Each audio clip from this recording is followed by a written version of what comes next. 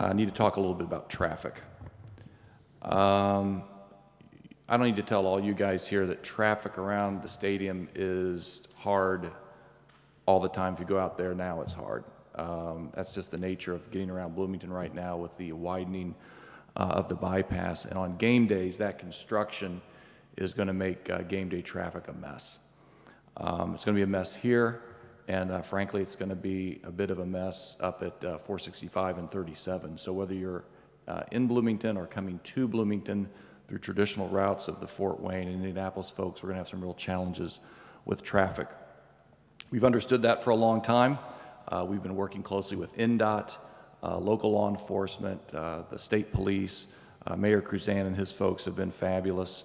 NDOT's contractors who are closest to the issues to address the challenges as best we can. We've literally been meeting for months to try to prepare for this and make the best of a challenging situation. And there's a variety of things that we've done. Number one, identified alternative routes.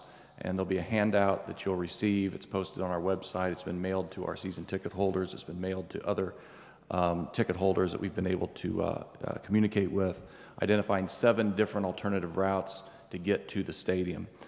Those have been developed in close consultation with NDOT. In fact, it's really the NDOT traffic engineers who recommended those. They've used a variety of high-tech techniques, including the creation of a computer model of traffic patterns in and around the stadium, which is actually pretty cool. They put it up there and they show the cars, and they're green when everything's fine, and yellow when it's not so good, and then red when it resembles more of a parking lot. And then they can put different routes in that to see how they react.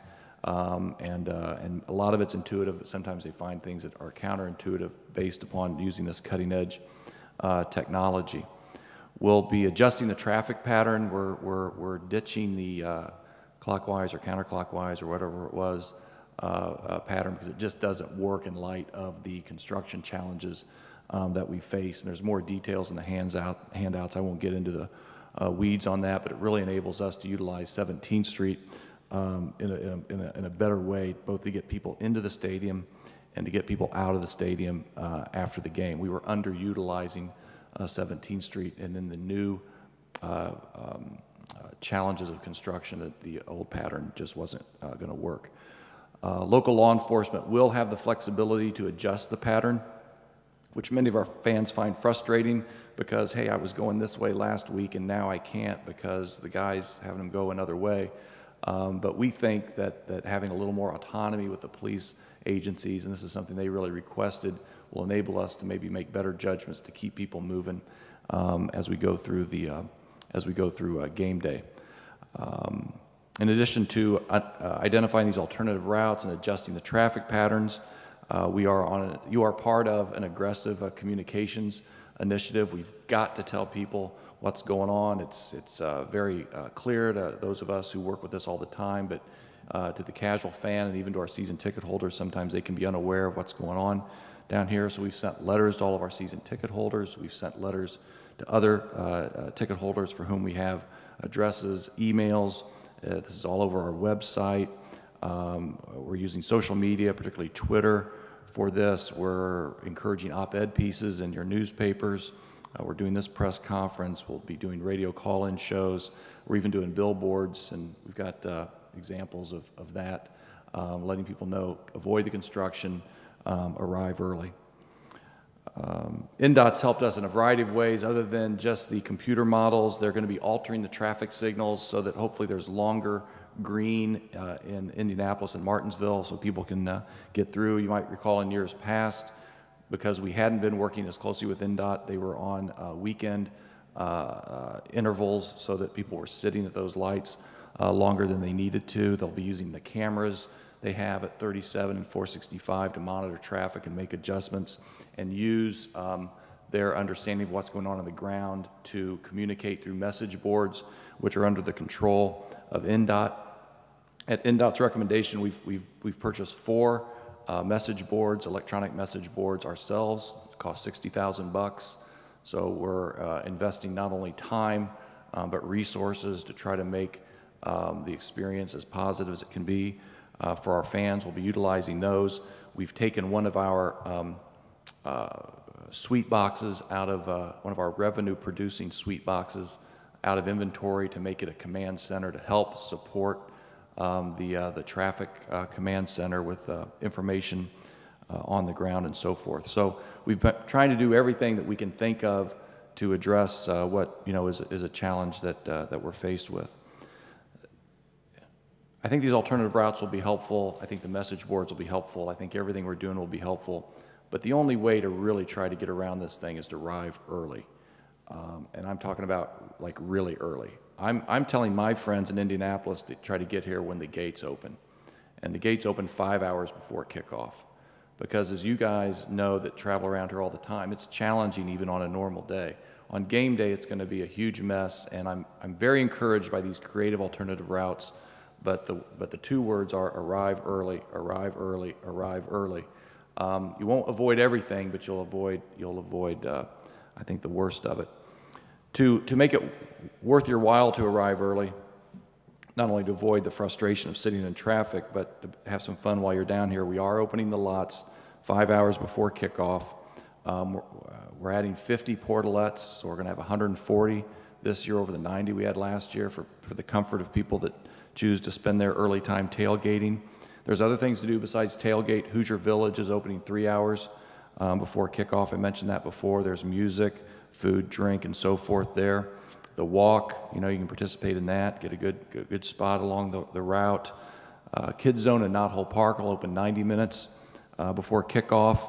We've got a cross-country meet at 9:30 this Saturday. At noon, there's a volleyball game over at University Gym. Cook Hall is going to be open at noon, so people that want to include a tour of Cook Hall as part of their football game day will be welcome to do that.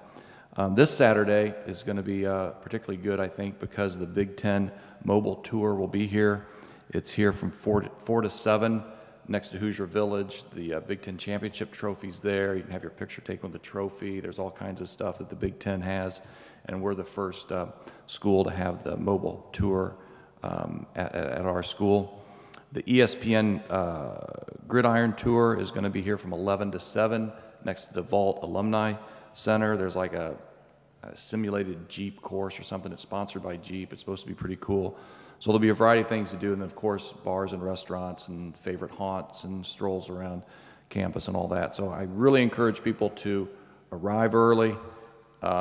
If you're going to come to Indiana football, there's going to be some waiting involved, and I think it's going to be a lot more fun to wait while you're tailgating down here with your friends and family and goofing around in Bloomington than waiting sitting on 37 or Walnut or College or something like that. I think it's going to be really worth coming. It's a Saturday in Bloomington, beautiful fall weather. It feels crispy and footballish today. I'm very excited about where the football team is and the style of play and where they're going. I'm excited about playing another great public university in the University of Virginia. So it'll be worth the while. I encourage everybody. I'll be prepared to be directed in odd ways. You may want to go east and north to get back to Indianapolis or Fort Wayne, but we may send you west on 17th Street to get clear of the stadium and then loop back around and get on 37. So follow the directions of law enforcement. They're trying to get you away from the stadium and into free-flowing traffic as quickly as they can.